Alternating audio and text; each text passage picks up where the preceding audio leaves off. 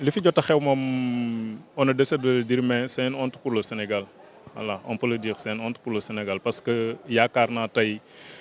boîte bu mel ne D-Media actuellement nekk ci biir Sénégal gi ay ndawi Sénégal nekk di ci liggéey tey bu demee ba toll fii doy na waar doy waar goo xam ne fi ne tey amoon nañ yaakaar ci leneen ñu taxawoo ko D-Media mais pas que lii nga xam ne fi ne tey ji moo fi am muy ñëw fas yéene koo daaneel. donc moo tax maanaam ñun ñi nga xam ne dañu yor benn mouvement bu ñuy woowee mouvement MSEC international ñu ñëw taxawu si leen pour jëmmal fi en tout cas waa mouvement bi nga xam ne fi ne tey maanaam ñooy mouvement MSEC international soxna Loota mii nga xam ne tey moom laa àndal Loota Diop nekk représentant MSEC Italie ak soxna Fat Diémé sëñ Mor Seck ak soxna si Diop moom itam ñun ñëpp Astou Diop ñun ñëpp ñu ñëw teewal ko fi pour soutenir média bi nga xam ne fi ne tey am nañ problème parce que ñun ñi nga xam ne dañu nekk bitim réew di dem ak a ñëw mën nañ ne maanaam média bi moom lañ D-Media la ñuy seetaan. kon da ngeen ko yëg rek ngeen dagg seen yi te ñëw soutenir ko. kii bërki démb la jóge Italie ñëw man maa ngi fi depuis Magal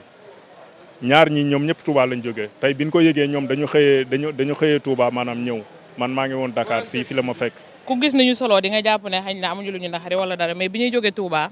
programme wuñ woon ne lii lañ fi fekk ndax dañoo ñëwoon pour soutenir leen ci xeex bi ñuy xeex si combat bi ñu bokk ko ak sénégalais yëpp ndax damay wax ne combat bi du combat Bougane kese combat sénégalais yëpp la ku jàpp ne combat bu doon combat gëm sa bopp dañ naan Bougane la mais lii combat média la kon combat sénégalais la kenn ku nekk war nga ci xalaat sa bopp ma jógee nag Italie barki dem affaire bi ñor ma trop macha allah ñu xëyee Touba pour waroon a am benn rendez-vous ak Pa Assane ñu ñëw fekk affaire bi xew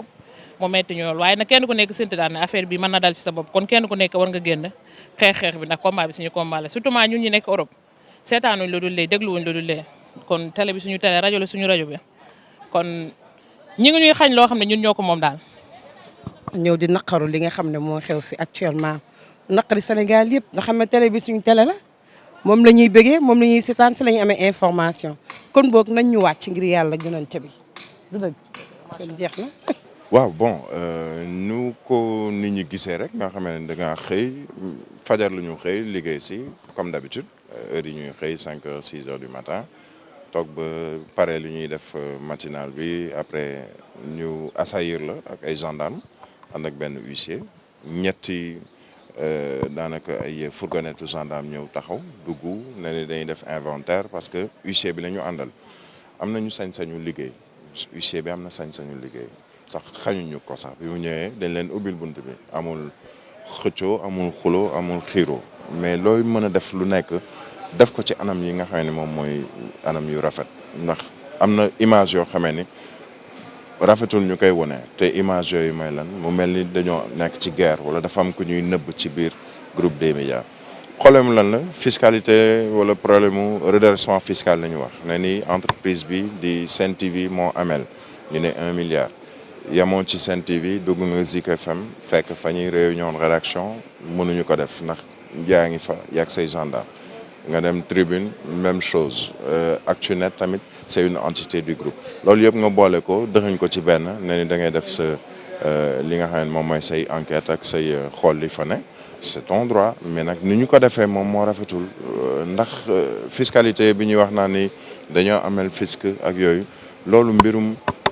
yoon la mbirum am yoon bu mu war a jaar ndax dañu ne ni dañoo amoon li ñuy woowe amnistie fiscale ñu teg ko ci presse yëpp di maanaam képp koo xamee ni taskatu xibaar nga wala groupe de presse baal nañ la li nga xam ne moom nga amel waa impôt est-ce que D-Media bokkul ci yooyu les groupes de presse c'est une question est-ce que jaar nañ ci yoon bi ñu war a jaar c'est une autre question mais li wóor mooy ci bi ñu waxtaanee ak ñu yore wàll woowu ñoom xamle nañu ni processus bi ñu war a jaar yëpp jaar nañ ci muy bu ñu ñëwee ne leen lii ngeen amel dañ leen defal redressement def nañu li ñu war a def ñoom bind nañu fu ñu war a bind donte nag tontu bi ba léegi ñu ngi koy xaar ci wàllu woowu mais li wóor mooy c'est une image boo xam ni yaakaaruñu woon ni dinañu gis genre image yu mel noonu ci jamono ji ñu toll nii te lu ñuy déplorer la daal. D'accord puisque nga wax redressement fiscal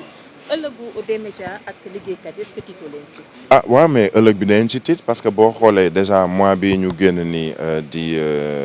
ci la ñu d'abord tëj compte D-Media maintenant xam nga ku ñu tëj say compte ne ni fii lañ lay war a fayee di compte Sen TV des médias ñu tëj compte yi def li ñu wooyee téye ko ba nga xamee ni yow mënoo fa def benn action lu jëm ci fay ay salaire yooyu loolu boo toogee fayuñu salaire ñu demaat ci on est le 25 wala demaat fin du mois compte yi ba léegi kenn débloqué wu ko ça veut dire que la situation elle est encore là ci kër goo xamee ni depuis des années ñu fi nekk retard de salaire mosuñu ko am mosuñu am mois bu ñu fayul au contraire il arrive sax yenn weer yoo xam ne dañ lay fay avant weer bi di dee donc bu ñu demee situation bi demee nii du lu ñu gënal muy surtout journalistes yi fi nekk ak technicien de l'information et de la communication parce que ñun loolu moo ñu soxal on est des journalistes Bougane ndax dafay politique c'est son droit le plus strict je le disais il y a quelques instants à une autre télé on est en démocratie man mi su ma neexee suba ma nekk ci politique loolu sama yoon may na ma ko wala droit may na ma ko démocratie bi ñu nekk may nañu ko parce que siècle bi ñu nekk tamit am na loo xam ne amatul restriction nekkatuñu jamono joo xam ne ni que dafay daw ne ni bëgguma feeñ comme jamonoy Senghor nga xamee ni danaan ubbi journalam doon ñoo xamee ne dañ ci doon def ay manifeste ak yooyu mais comme nii la demee moom buy politique ne ñu dem ci langue politique bi ci terrain politique bi ñu xeex ko ak moom ci terrain politique bi ñun ñi ay journalistes nag wax dëgg fa neex yàlla suñu yoon new ci mbirum politique wu diw wala diw li suñu yoon mooy liggéey bi nga xam ne moom lañ ñu sant ñu koy def te def ko ak impartialité ànduñ ceeg Paul ànduñ ceeg Jean donte am nañu sañ-sañ parce que quand même boo xoolee ci àdduna bi yëpp on ne réinvente pas la roue comme on dit mais ci àdduna bi on a vu boo demee tey États-Unis dañuy xool ne ni presse bi c'est une presse républicaine bu ànd ak républicain yi beneen presse bi nekk une presse boo xam ne dafa ànd ak ñii di démocrate yi donc am na évolution boo xam ne am na dans le monde de la presse des manières de la presse dañuy nekk des hommes politiques nekk ci tey on l'a vu tey ñii nga xam ne ñoom ñoo nekk ci nguur gi Macky Sall amoon na fi presse am Ablaye Wade yoroon na presse am yeneen i hommes politiques yore nañ seen presse mais est-ce que li ñu teg peut-être des médias ci tey jii nii teg nañ leen ko ça c'est une interrogation mais l'essentiel mooy et ça c'est vraiment un appel que qu'on lance plutôt à l'endroit des autorités yore wàll woowu la ñuy lijjanteeg Bougane Gueye Dany en tant que Bougane Gueye Dany nañ ko lijjanteeg moom waaye la ñu war a lijjanteeg askan wi mooy ñi nga xam ne ñoom ñooy liggéey ci groupe de presse yi nañu jàpp ni ay soutien ay pères de famille ay mères de famille lañu yalwaan nañu kenn dañuy liggéey ñuy fay fin du mois bu ñu yàq suñu liggéey boobu. man santuma kenn xeex santuma kenn xuloo parce que réew mi bu tàkkee ñun suñum réew la réew bu yàqoo suñum réew la réew mi nag Macky Sall daf ci am part de responsabilité parce que bi élection yi ñëwee ñun moom la ñu woteel nit ñi moom la ñu woteel gis nga man mi waxee yow nii man Macky Sall laa woteeloon waaye xaw ma ni woon ni buñ ko falee nii lay doxale réew mi boo jiitee ay nit da ngay toog di waxtaan ak ñoom nga gis lu yàqu nga defar ko ñun man bokk man Bougane moo ma gënal Macky Sall ndax Bougane dafa liggéey alalam mu lew ko si li ñu dégg ñun ci li ñu gis tamit est-ce que yaa ngi dégg mu taxawal société jël ci ay doomu aadama nit ñi di ci fayee ko yor seen ay njaboot ak seeni famille même bu complot amoon ñu doon tëj télé bi sax Macky Sall waroon na xool ci loolu sax mu ni kenn du ko tëj waxuma sax télé Bougane même beneen télé sax mu ni loolu dafa amee ndax moom mooy sunu njiitu réew mais kon toog moom bu seetaanee ba loolu war a am kon loxoom ma nga ca biir. ne Macky moo bëgg a tëj télé. lii affaire élection yi di jub si moo tax politique da cee rax ndax ñoom nee nañu télé bi da leen a contre moom bu ñu defee li war moom liñ ko sant bu ko dee def bu ko télé bi dee contre ñun ñuy gis duñu gis loolu en tout cas ñun Macky Sall moom liñ ko sant daal mu ngi koy def bay waa télé di wax lu leen neex mais ñun li télé bi di wax journalistes yi des médias yi di ko wax ñun loolu ñu gis saa yu élection yi ñëwee ñu song Bougane tëj télé bi tëj rajo bi bàyyi yeneen télé yi bàyyi yeneen rajo yi kon farfarloo dafa am loolu complot la yal na yàlla musal ci complot ay nit mën nañu complot nit sax ba mu dee sax ñu dugg yàlla dugal ko safara ndax complot nañu bàyyi télé bi lii mu continuer liggéeyam réew mi ne bu ko kenn taal Macky Sall avion la yor bu bees tàq bu réew mi dee tàkk da ci yëpp ay njabootam ak famem dem toog ba jàmm am mu ñëw toog waaye comme ñun ñoo ko fal ful la ju mu am ba taxaw ni lii lay def ñun tamit nañu am suñu ful la taxaw ni ko lii du am ñu nga dëkkub dóor fayoo ko tas Macky Sall faluñu ñun ñoo ko fal Macky Sall sunu gardien la dañuy tëdd ni la mu nuy garde di doxale suñuy soxla fii du dëkk buur Macky Sall nekkul nit koo xamante ni ñun dañ koy nuyu di ko sujootal kuy sujoot da nga koy jëkk ci sa ndey ak sa baay teg ci sa religion bi nga gëm mais Macky Sall président la moo munu mooy sunu njiit nag voilà. lépp daal Macky nga ko xëpp. man moom laa ko xëpp ndax mooy jiitu réew mi kër kay lu fa am kay borom kër ga la ñuy wax jeex na.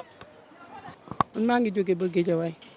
waaw. da nga koy yëg rek nga jógee Géejawaay ñëw. kon nelaw ndax ci guddi gi sama yaram bi neexul dama ko yëg ci sama yaram ndax man dama bëgg Bougane sama xol téléem laay seetaan bu bët set sama saal man rek maa fay nekk bu bët set sama doom bu góor bi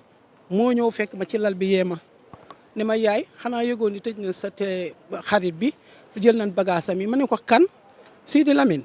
bala Bougane ma ne ko ñaari télé yooyu de mooy sama télé mu ni ma kii Bougane rek ma tëb ci lal bi ci laa sangoo sol sama yére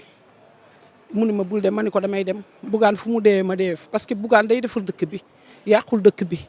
waaye dama koy encouragé pour mu gën a dëgër parce que lii dañ koy xeex rek àdduna moom yàlla moo ëpp doole ñëpp waaw nit ki loo mënti def rek xamal ni ëllëg di nga wàcc te Macky Sall ci boppam mën na am de def na defut ndax ñuy topp ci ginnaawam buñ lay xamal doo gis waaye nag nit ki bu fekkoon ne ba ngay wut ngóor kenn sonalu la kenn sonal amul ku la sonal amul ku la gumba xataal léegi nag tey ji yow keneen bëgg a def na yow nga ni du ko fi defee Bougane dañ ko sonal ko lu mu xëcc rek ñu jàpp dagg lu mu xëcc ñu jàpp dagg mais loolu du kii du état nit da ngay def loo xam ne si population bi bëgg nañ ko parce que nit ñi ba ko Macky Sall defee li mu ko def ñun ñëpp dañ ko jàppale ñëpp a ko jàppale looloo tax mu nekk président tey njiit day jëlale day baale day am yërmande yaa ngi dégg mais loolu dagg rek da nga koy doo matt rek da nga koy dagg loolu yàlla bëgg ko parce que Bougane mii ñëpp la fi nekkal askan wi la fi nekkal doomu aadama yëpp la fi nekkal amul ku kiiwul ci Bougane koo xam ne si rek sa xol ceedu ci moom parce que li muy def nii mënoon naa toog de bañ ñoo faale parce que am na lu mu dundee ak njabootam mais population bi moo tax muy sonn ndax gis na ni réew mi doxee te metti na ko trop mu bëgg koo faj loolu moo tax ñu bëgg a damm ay tànkam mais yàlla moo mën a damm tànk doomu aadama mais du nit man nag fi may jeexale na jàpp ci yàlla rek xam ne lu dul jeex rek amul te gën a dëgër waaw yéen ñi fi liggéey nag yàlla na leen yàlla jàppale ak borom kii bi borom nu mu tëddee borom télé bi yàlla na ko yàlla jàppale yàlla yiir ko ak ñëpp waaw mais man sama xol dafa jeex fi mu ne li ma wax bëgg a wax yëpp mënu ma ko wax tey waaye Macky Sall day xam ni ëllëg dafiy jóge keneen mooy toog ku ko bëgg a kii rek mu faagaagal la loolu amul buñ ko defoon loolu du toog ci nguur gi na seet yàlla te xam ni yàlla moo am keneen amul ku dul yàlla ku war a toog dina toog Bougane bu waree toog dina toog Sonko bu waree toog dina toog waaw li muy def doomu aadama yi nag metti na ñëpp te nguur nag du deretu ko yor nguur soo bëggee rek da ngay toog